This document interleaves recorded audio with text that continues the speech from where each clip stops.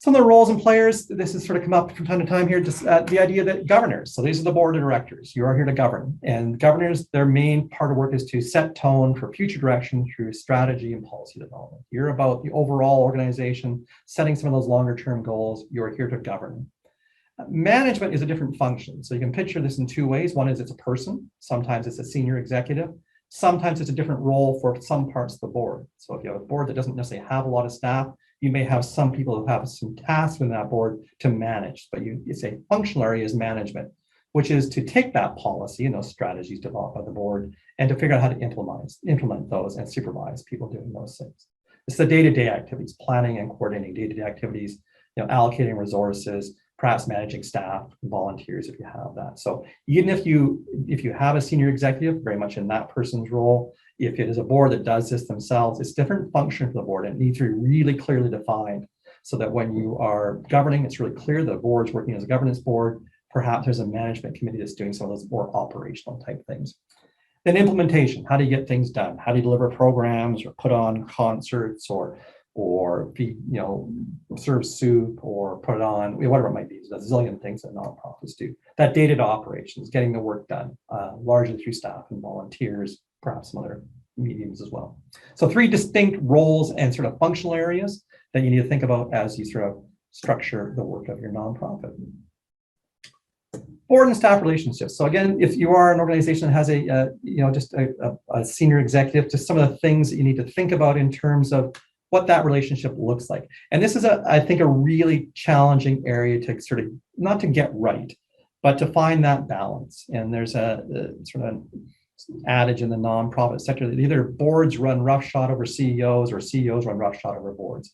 And finding that healthy balance between a board that can govern well and a CEO can manage well, and knowing that this is very much a shared leadership model, that is not one has more insight. The power all resides with the board. They may delegate some of that power. So my board has delegated certain responsibility to me, and it's very, very detailed as to saying Mike shall do this and Mike shall not do this.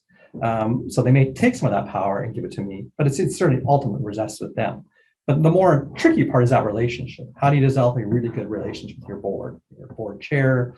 I have co-chairs in my board. How to develop that relationship and make sure that's a healthy and effective and one that really is quite mutually beneficial.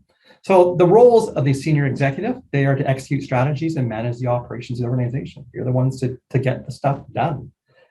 Building and sustaining relations with external stakeholders, largely on the staff side, maybe a bit on the board side, but you tend to see a lot of that moving to the staff side now. One of the things that's happened in the nonprofit world, probably in the last more than 30 years, is a professionalization of the nonprofit sector with people who, in terms of both not just the subject matter expertise in terms of doing programs, but also on the management side, fund development perhaps, is that there is a professionalization of the workforce in nonprofits. So you do have a high skilled workforce managing nonprofits. It probably wasn't the case 30 or 40 years ago. The CEO reports back to all on matters, financial, operational, strategic matters to the board. So it's that building a relationship, giving information, hopefully in a dialogue sense, that you're not just sort of saying, here's what's happening. You probably want some insights from the board too to help refine and make sure you're on the same page that way.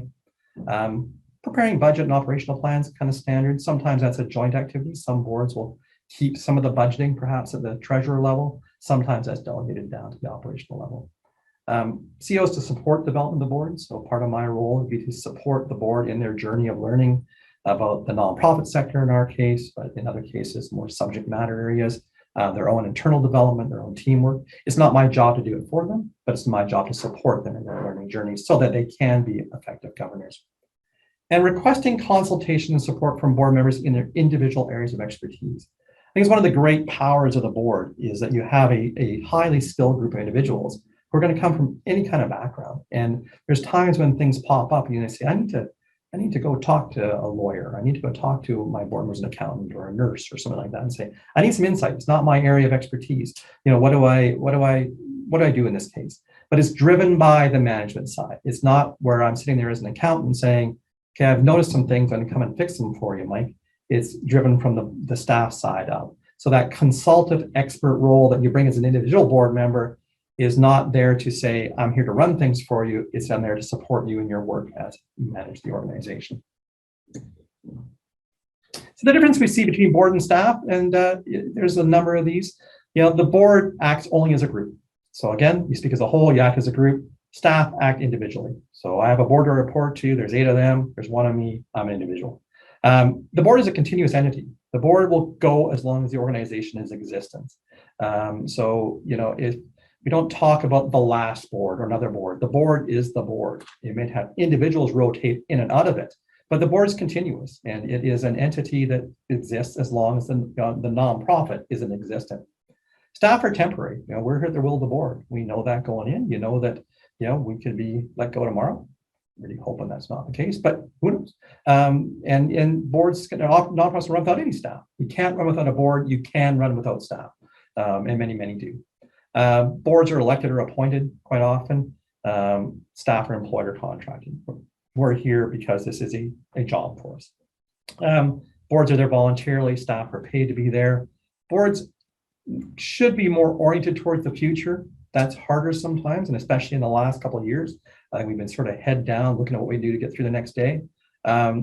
Staff probably should be more focused on that day-to-day operations. Again, that's a bit of attention. We'll talk about some different ways of dealing with those kind of different lenses or horizons, perhaps, that each group needs to focus upon. The board assigns authority. All authority lies with the board. They can do what they want with it within reason, within the legislative framework. Staff receive the authority. The board gives me a delegation. I receive that. I carry it out. The board sets policy. I operate within that policy.